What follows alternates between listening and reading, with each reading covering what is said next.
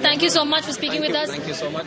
Officially, Amaravati, Drone Summit has been flagged off. Yes. What do you have to say? I think we have to get used to this situation now that CBN has come back as Chief Minister of Andhra Pradesh. He's a continuously working machine, and his whole idea is to develop the state as one of the best destinations in the world for technology, for knowledge, for education, and many other things. And he feels that if Andhra can contribute to the economy, that itself is going to be a growth provider for the whole country also. And with that idea, he wanted to ensure that the potential of drones can be unlocked in the state of Andhra Pradesh. And with the collaboration of Ministry of Civil Aviation, we have done a summit here in Amaravati. And you look at the response. We thought it will be 1,000 to 1,500 people who would gather here, but it was more than 6,000 also. And with this kind of response, you can see how the younger generation is so much attracted towards drones. And now we have to provide them the platform, provide them with the area, provide them with all the necessary facilities. And I was very happy to see that the Chief Minister has announced 300 acres specifically for establishing of a drone city.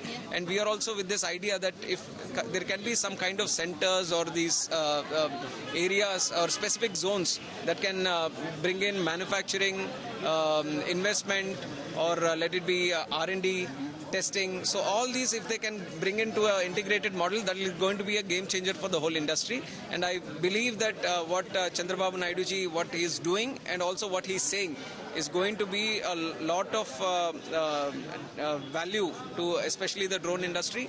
And we are going to see how we can facilitate from the Ministry of Civil Aviation to take this forward. So drone city and then drone policy, all of these are on plan for Amaravati and for Andhra Pradesh. Do you think it's going to be like IT hub is Bangalore, it's going to be a drone hub for India? Yes, one thing is that the man behind it is Chandrababu Naidu. Once he speaks something, he puts so much thought into it, and he not only sees for the next 1 year, 2 years, or he visions it for 20, 30 years.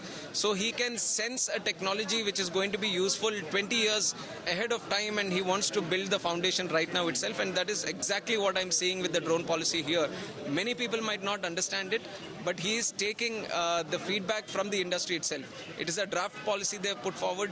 Now with all the industry players from across the country, they are coming here. They are put for discussion sessions here.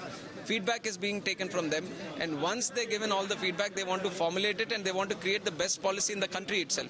So that is one way to say.